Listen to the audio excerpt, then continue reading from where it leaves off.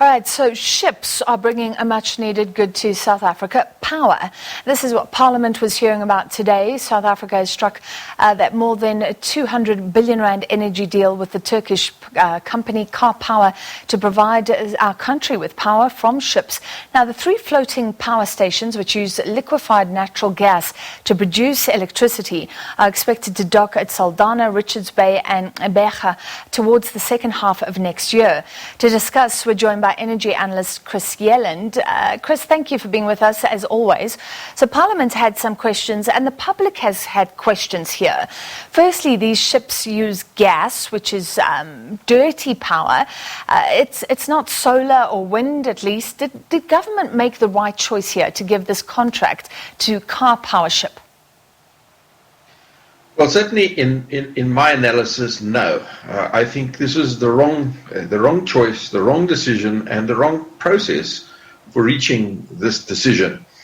And it's not just my view. There is a growing groundswell of question marks around this procurement.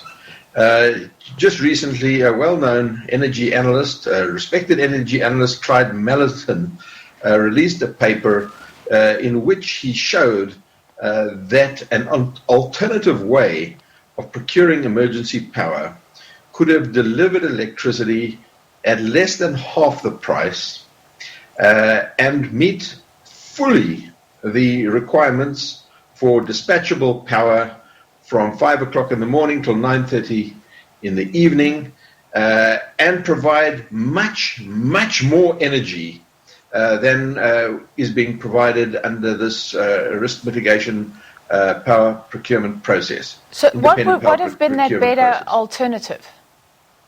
Well, the alternative proposed in Clyde Mellerton's paper is to significantly overbuild on wind and solar PV and back this up with significant amounts of energy storage.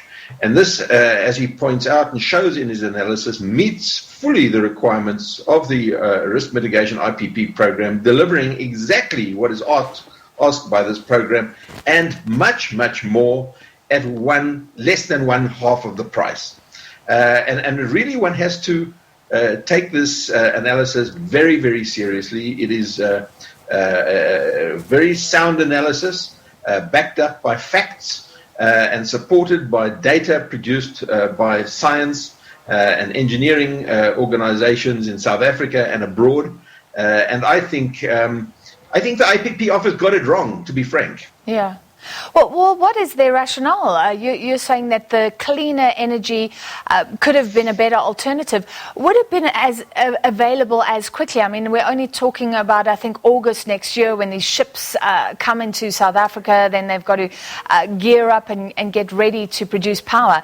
Would the wind and solar energy would it be available in as quick a time frame? Certainly.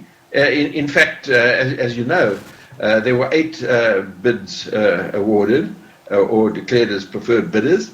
3 of them were Karpowerships, and the rest, 8, were a mixture of wind and solar and battery and diesel and gas. So there's no question that these alternatives would come in, and meet the delivery requirements. Not only that, the lowest bid was not the Karpowerships. The lowest bid was wind and solar and battery storage. So that just shows you that, in fact, the spread of prices, if you look at the spread of bid prices, they were very close, in the range from about R1.48 to about R1.75. All the bids came in at that sort of price. All the preferred bidders came in at that sort of price.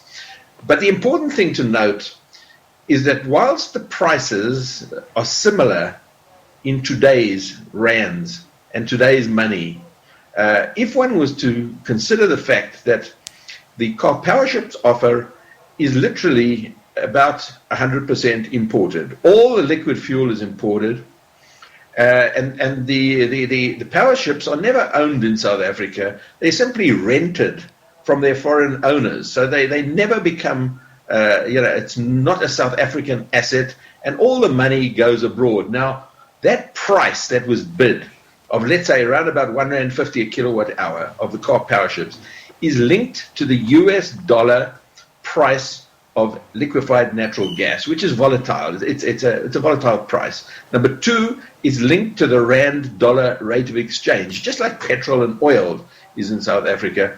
And thirdly, it's linked to the price of carbon, or the carbon tax. Now, at the moment, the carbon tax is very low, but over the next few years, the carbon tax is going to go up very significantly.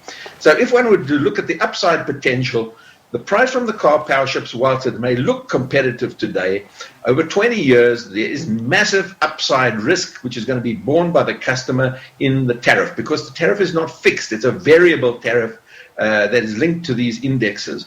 On the other hand, the other offers are linked to the South African Consumer Price Index, which essentially means that over 20 years, the price that you're paying, the tariff you're paying, is fixed in real terms for 20 years.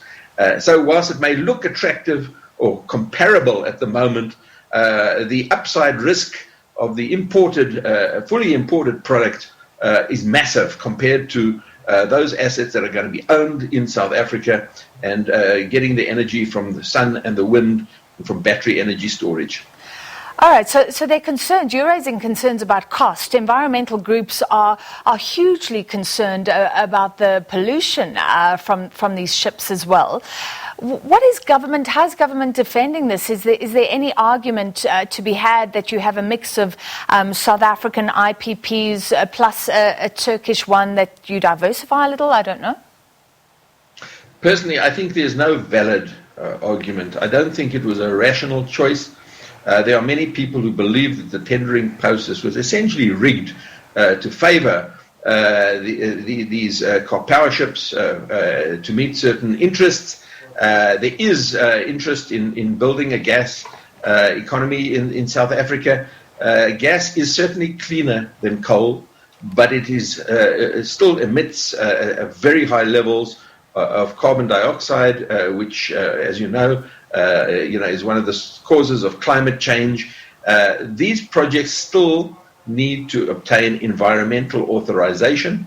There are going to be, no doubt, challenges and appeals, and this could delay the process. The process has to reach financial closure, which means all outstanding challenges and appeals and all the necessary authorizations have to be in place. The Port Authority authorizations, NERSA has to approve, and a power purchase agreement signed by Eskom for the next 20 years. So there's a number of hurdles still to cross, and they have to achieve financial closure by the end of July this year, which is appearing increasingly unlikely, but it may still happen. But in the end, too, the power of public opinion is certainly turning against these power ships, and banks will have a lot to answer for if they finance these deals that are looking decidedly irrational and, to be honest, dodgy.